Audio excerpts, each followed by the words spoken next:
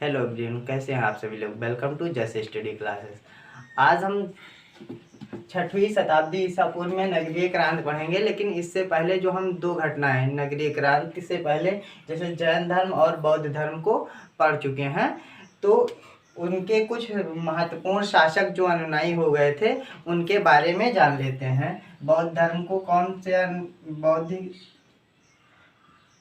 कौन से शासक अनुयायी थे और जैन धर्म के कौन से।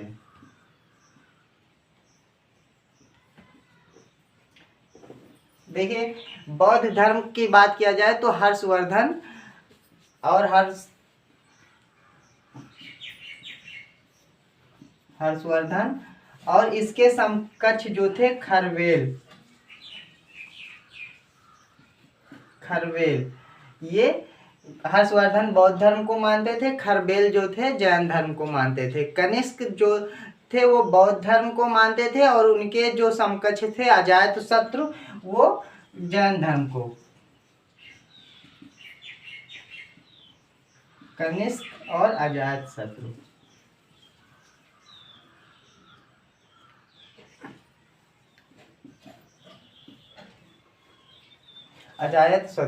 और इस बिंबसार बौद्ध धर्म को मानते थे और आमेघवर्ष जो थे वो जैन धर्म को। बिंबसार और आमेघवर्ष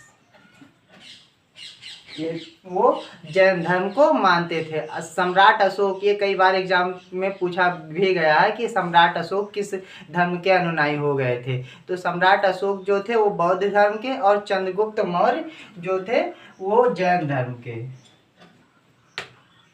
अशोक और चंद्रगुप्त मौर्य।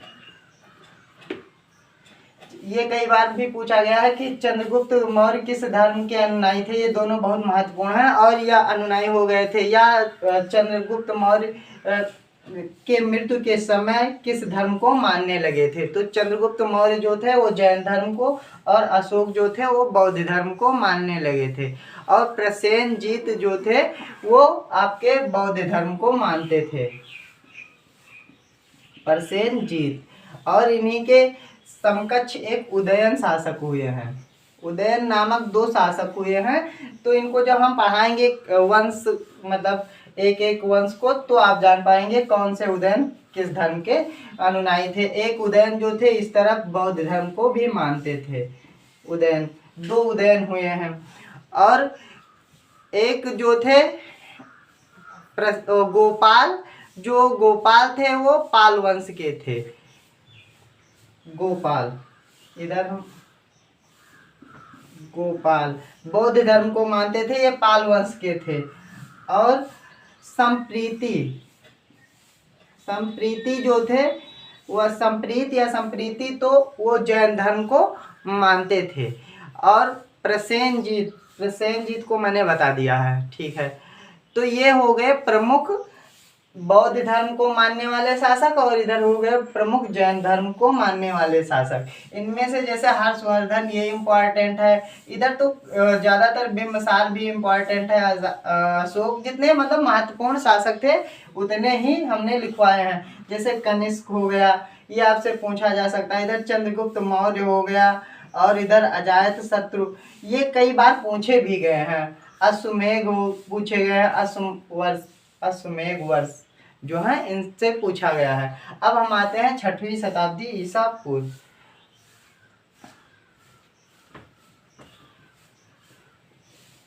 छठवीं शताब्दी ईसा पूर्व में ही हम पढ़ रहे हैं नगरीय क्रांति। नगरीय क्रांति के लिए देखिए, जो प्रथम नगरीय क्रांति हुई थी भारत में वो सिंधु घाटी सभ्यता के समय थी। और दूसरी जो नगरीय क्रांति हुई वो 6वीं शताब्दी ईसा पूर्व हुई। यानी प्रथम नगरीय क्रांति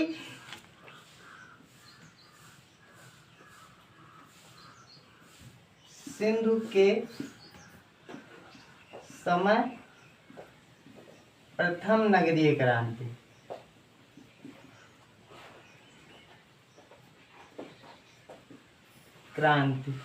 तथा द्वितीय नगरीय क्रांति, तो आप लिखा है द्वितीय नगरीय क्रांति कब हुई? द्वितीय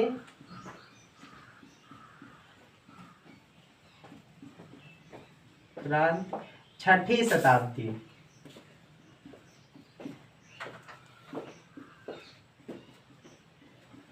छठी शताब्दी ईसा पूर्व हुई। देखिए प्रथम सिंधु घाटी सभ्यता हम लोग पढ़ चुके हैं, दूसरा हम पढ़ ही रहे हैं छठी शताब्दी। इसमें कई घटनाएं हुई थी। जैन धर्म, बौद्ध धर्म हम पढ़ चुके हैं। और इसी में क्या हुआ था, 16 जनपदों का उदय जो अभी पढ़ते हैं हम लोग। तो द्वितीय नगरीय क्रांति इस समय हुई। प्रथम नगरीय क्रांति जहाँ पर कांस्य युगीन थी, वहीं द्वितीय नगरीय क्रांति क्या थी, लौह युगीन थी। प्रथम नगरीय क्रांति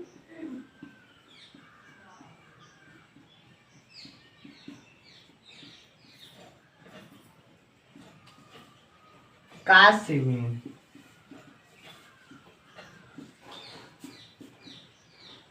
वहीं द्वितीय नगरीय क्रांति लौह युगीन। ये आपसे पूछा भी जा सकता है कि भारत में द्वितीय नगरीय क्रांति कब हुई। तो द्वितीय नगरीय क्रांति सिंधु घाटी सभ्यता के समय, और प्रथम जो है सिंधु घाटी, और द्वितीय छठी शताब्दी ईसा पूर्व में हुई। देखिए प्रथम नगरीय क्रांति के बाद द्वितीय नगरीय क्रांति हुई है। और जो प्रथम नगरीय क्रांति थी वो सिंधु घाटी मतलब सिंधु नदी के आसपास हुई थी।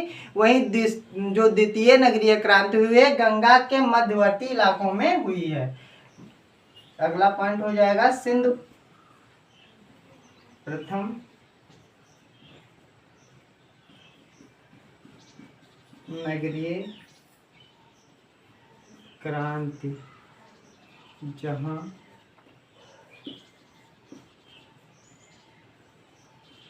सिंधु के आसपास, सिंधु मतलब सिंधु नदी के आसपास हुई, वहीं द्वितीय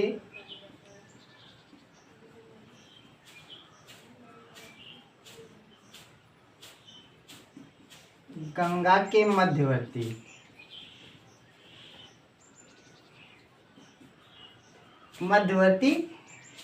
क्षेत्र में हुई। क्या हुआ, लोहे की जब मतलब खोज हो गई, तो उस समय लोहा की खोज होने के बाद कृषि जो थी वो अधिक होने लगी, उपज ज़्यादा हुई। तो इससे जब उपज ज़्यादा हुई तो फिर क्रांति मतलब किसी चीज़ में परिवर्तन या किसी चीज़ में वृद्धि होती है। तो फिर ये व्यापार अनेक देशों से करने लगे। तो फिर इस समय द्वितीय नगरीय क्रांति हुई। और इसी समय क्या हुआ, धार्मिक सुधार आंदोलन भी हुए, क्योंकि हमने वैदिक काल में पढ़ा था, उत्तर वैदिक काल में अनेक बुराइयां व्याप्त होने लगी थी समाज में। तो इसी समय क्या हुआ, इसका एक अन्य महत्वपूर्ण पहलू है धार्मिक सुधार आंदोलन। धार्मिक सुधार आंदोलन। तो धार्मिक सुधार आंदोलन में क्या हुआ, 62, ये हम आपको बता चुके हैं, 62 यानी 62 संप्रदायों का उदय हुआ, जिसमें से जैसे वैष्णव धर्म, जिसमें विष्णु भगवान, भगवत धर्म जिसे कहते हैं, उसकी उत्पत्ति जैसे ऋग्वेद में हमने पढ़ा था उत्तर वैदिक काल में हुई थी। लेकिन मतलब चर्चा हुई थी विष्णु और ब्रह्मा महेश की। लेकिन जिस तरह चरम पर इस समय है, यानी अपना अस्तित्व जमा पाने में 6वीं शताब्दी ईसा पूर्व में ये कामयाब हुआ, भगवत धर्म या वैष्णव धर्म। और शैव धर्म, शैव धर्म मतलब शंकर को मानने वाले। 6वीं शताब्दी ईसा पूर्व में जिस तरह शंकर पहले जिस तरह मान्यता थी, उस तरह से कहीं अधिक मान्यता 6वीं शताब्दी ईसा पूर्व में हुई। तो इसमें सामाजिक एवं धार्मिक सुधार आंदोलन, इसमें सामाजिक भी जोड़ देते हैं। और धार्मिक सुधार आंदोलन भी हुए। और इसमें जैन धर्म, बौद्ध धर्म जो एक महत्वपूर्ण 6वीं शताब्दी ईसा पूर्व की घटना है। तो इसको तो हम लोग पिछले अध्याय में मतलब पिछले क्लासेस में पढ़ चुके हैं। इसी समय क्या हुआ, 16 जनपदों का उदय हुआ। 16 जनपदों का उदय हुआ। आइए हम एक एक को क्रम से लिख लेते हैं, फिर उसके बाद हम क्या करते हैं आपको बताते हैं।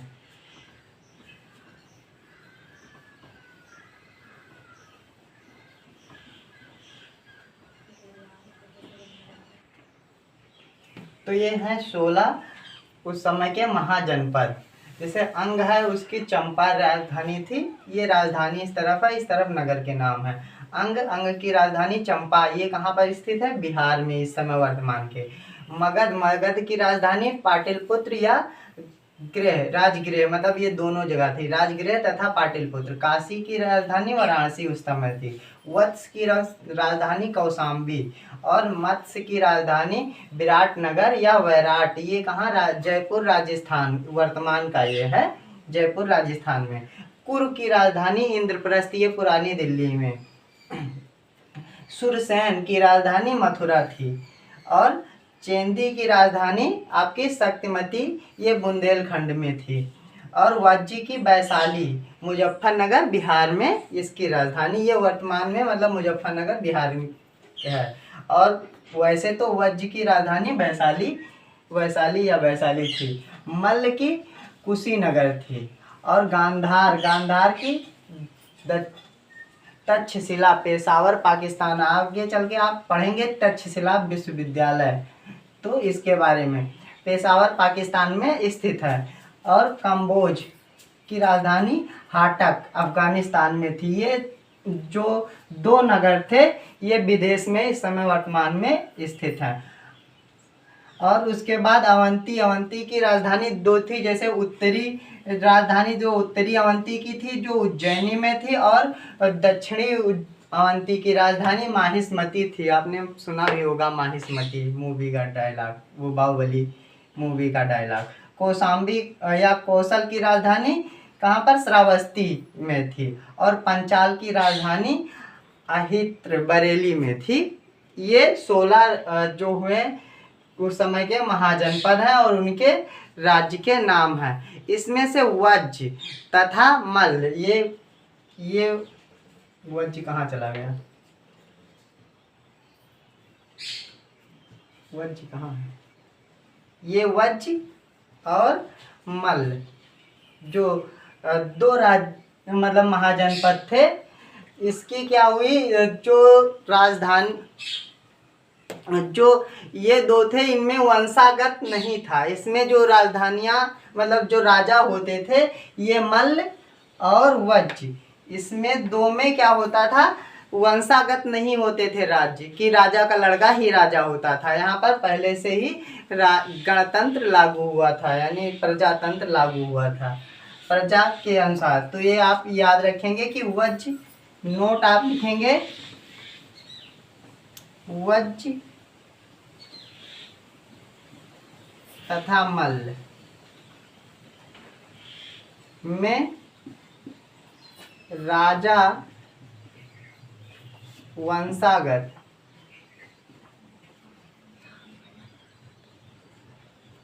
नहीं होते थे। और बाकी 4 राज्य जो महाजनपद थे, जैसे मगध हो गया और कौशल हो गया, ये कौशल और मगध, उसके साथ ही काशी, ये काशी हो गया। और उसके बाद अवंती आप जानते हैं, तो ये आपके काशी और अवंती, यहाँ पर ये 4 जो महाजनपद थे ये क्या थे, बहुत शक्तिशाली थे। यहाँ पर ये 4 महाजनपद जो थे वो बहुत शक्तिशाली थे। और जो ये मगध जनपद था, मगध, ये अपना आपको क्या राज्य सीमा विस्तार करके अपने आप को राज्य के रूप में घोषित कर दिया, मतलब अपने इतना बड़ा हो गया कि एक साम्राज्य के रूप में बदल गया। तो ये महाजनपदों से क्या हुआ, राज्य में तब्दील होने की प्रक्रिया। 16 महाजनपद हुए और उसके बाद ये धीरे धीरे के अपने शक्तियों का कुछ जनपदों ने बढ़ाया और फिर उसके बाद राज्य में तब्दील हो गए। अब हम जो है मगध को हम पढ़ेंगे, क्योंकि मगध जो है साम्राज्य के रूप में कन्वर्ट हो गया, यानी चेंज हो गया, जनपद से साम्राज्य बन गया। तो हम इसको पढ़ेंगे मतलब इस पर जैसे नंद वंश हो गया, हर्षक वंश हो गया, अनेक वंशों ने इस पे शासन भी किया। जैसे मौर्य वंश इसी से नंद वंश के बाद आता है। तो आज के लिए इतना ही रखते हैं। अगली वीडियो में हम मगध जो है साम्राज्य को पढ़ेंगे। वीडियो देखने के लिए धन्यवाद। ज़्यादा से ज़्यादा लोग के पास शेयर कीजिए, तथा वीडियो पर कॉपीराइट आने की वजह से कुछ व्यूज से डाउन चली गई है, तो कृपया वीडियो को शेयर जरूर करें।